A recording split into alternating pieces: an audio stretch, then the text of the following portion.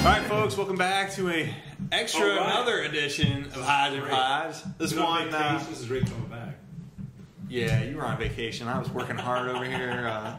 Anyway, we're going through the perfect 10 today, folks. It's going to be kind of NBA, NHL focused, obviously, with the playoffs going on. But are you ready? I'm ready. Are you sure you can handle it? I'm sure I can. Oh, we're going to take this to the top. All right, number one, San Antonio Spurs. Out of the playoffs. Good choice on your part. Done. I got to go home. I'm out of here. You know, you can't fight Father Time. You know, they've had a great run. You know, they won 4 championships out of 9 years. You know, and I think they're probably the most underappreciated dynasty that's been in the NBA. You know, let's face facts. You're not on the East Coast. A lot of people don't appreciate them as a dynasty because they didn't go back to back. But I don't necessarily agree. 4 with that. championships in 9 years. Yeah, that's pretty tight. I was shocked to see them lose to Memphis, and I guess I really hadn't paid enough attention to Memphis because I had no idea that they were going to be that dominant with Zach Randolph and Marc Gasol inside. I mean, just way younger. And unfortunately, Manu Ginobili got injured, and I think that had a real impact on the Spurs. I think if you look at their stats, they were not that good without Ginobili, which is kind of surprising because I didn't think of him as kind of a linchpin to that team. But, yeah, that really hurt them. They just didn't have an answer for Memphis. Yeah, they had a good run. Probably start breaking the team up. We'll see how that goes. All right, number 2, we're going to get into the Heat-Celtics series. This is definitely right up my alley because I know what your take is, but go ahead. I'm the Celtics guy, and this guy's the Heat over here. But, you know, the Celtics won Game 1. The Heat won Game 1. That was your dream that they won. Yeah, sorry. But the Celtics, they just didn't really come out with a lot of fire, so I'm a little worried. Lacking the intensity, that's for sure. Yeah, and Rondo played like garbage. Yeah, that's a good word. But I'm still pulling for him. I think they're gonna do it. I think Heat are gonna take it. Do you think LeBron's gonna finally step up, or you think they're just gonna ride Dwayne to the finals? They're gonna win, however they do it. LeBron had an okay game, didn't have a great game. Obviously, D Wade had a fantastic game for 30-some-odd points. Was really the clutch performer. It seems like LeBron was like a lot of easy shots or a lot of shots real close to the basket, missed a lot of free throws. Probably not driving the game. I see him doing better in the next games. Yeah. Rondo looks horrible. And Garnett didn't score much. He's on the defensive end. I think the Heat take it. Yeah, we'll see how that plays out. Number 3, we got the Bulls-Hawks series. I'll be honest, I'm not even sure if I'm going to watch this because I really don't feel like the Hawks are going to give the Bulls much of a challenge. Man. I know. I watched them against it's weird to say that because I watched them against the Pacers, but I'm kind of like, I don't really want to watch Kirk Heinrich run around and Joe Johnson. I don't even know who that guy is, really. I don't have much respect for the Hawks. Actually not a bad player. I don't have much respect for the Hawks, and I feel bad, but to be honest with you, I think the Bulls are going to win that in about 5-6 games, and that's going to be the end of that. They should win it. I'd like to see a better series. But Boozer needs to step up and do something, man. That guy is not playing worth crap. No, I agree. He doesn't even improve his game. Especially when you play the Heat in the next round. Celtics. Number 4, Memphis, Oklahoma City. Memphis just went up 1-0. Number 8 seed. Playing totally above their head. What's going on? Playing totally above their head. I'm really surprised. I really didn't see it coming. I actually watched a few Memphis games this year. I just never saw them doing this. Obviously, I saw them going. I never watched them. I didn't even know I should watch them. I forget that they're not in Vancouver anymore, right? They ran circles around Oklahoma City. They played a great game, and I think that Oklahoma City is actually going to have some trouble because Marc Gasol and Zach Randolph, I mean, those guys are for real, and they're playing great down low. And anytime you have a great down low presence like that in the paint, and you can get a lot of points down there, I mean, that's just huge for a team. So. Westbrook needs to quit shooting. Just get the ball to Durant. Yeah, Westbrook's kind of a baby, too. I can't really stand watching him, but that's kind of the way I look at that. Do you see Memphis win the series? Yeah, I think I do actually. Which is totally. I gotta go stick with Oklahoma City. You're going with Oklahoma City? Yeah, we'll see how it goes. I don't know. I think it's gonna be a close one. I think it's gonna be. I think actually I'm kind of interested in that series. It's weird. I'm definitely watching. All right, so sticking with the West out there, the last matchup we got is the Lakers Mavericks. I think Lakers are gonna blow doors here. Kobe's stepping up, and Kobe is not messing around. Right.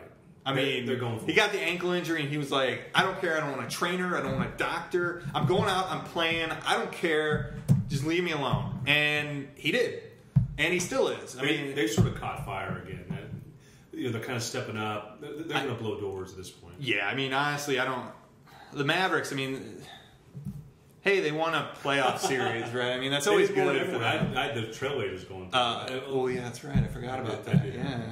Thanks for bringing that up. No, I like Dirk Nowitzki, but I just don't see the Mavs being able to hang with the Lakers. I think they just got too many weapons. And Kobe's just a beast right now. I mean, he's just playing out of his mind. So combine him and there's Gasol inside. I mean, what I like about Kobe right now is he reminds me of Jordan. When like Jordan would just, hey, we're gonna win this game. I'm gonna do whatever it takes. So, that's good stuff. All right, moving on to the NHL. Number 6, we got the Vancouver Canucks.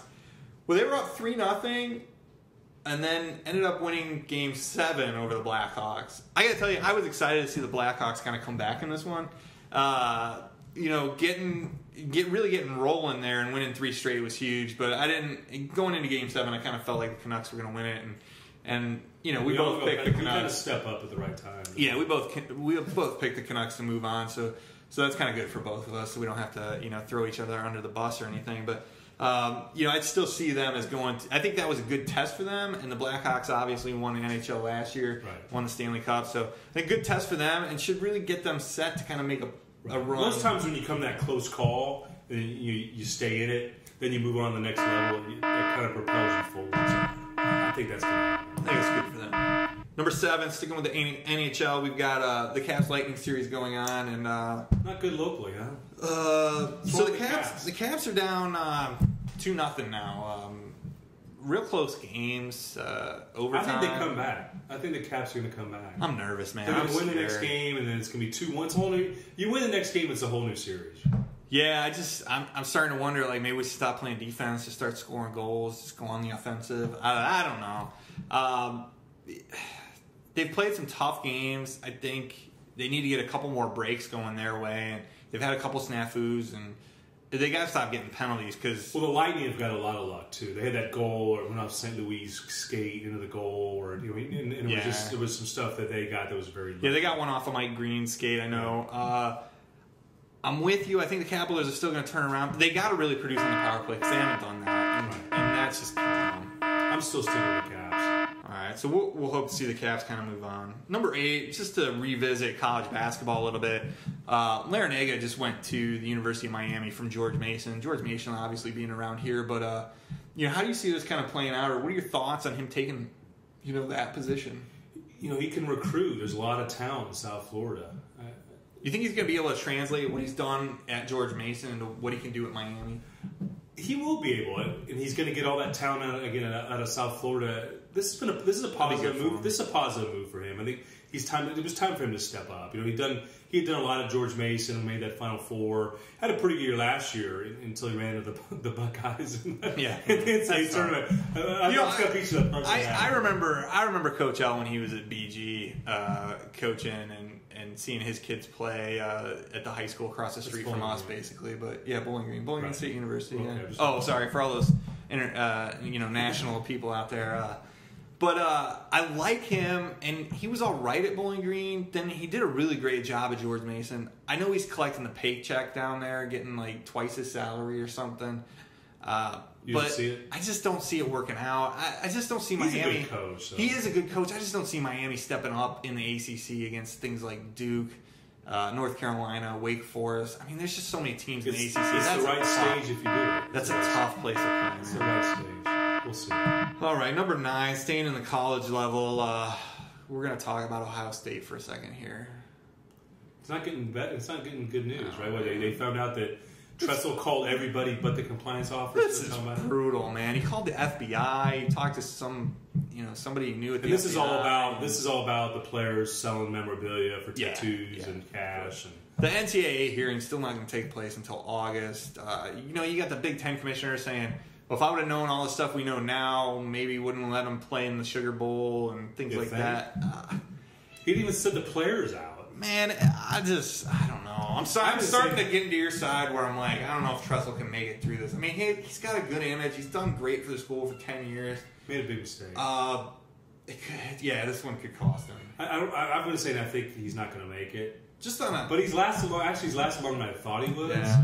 But on a side note, I really feel bad for Kirk Herbstreit, all the crap he's gotten, and he's not even going to be on Twitter anymore because of his comments about how they would have just completely fired Cooper, but for some reason Trussell gets a pass, and I feel really bad for him. I just wanted to throw that out there. He kind of is very objective. I think he's a great analyst. And he does a good job. Well, he had to move out of Columbus, right? Yeah. I think it's too bad that people give him such a hard time. He's really good. I like him too.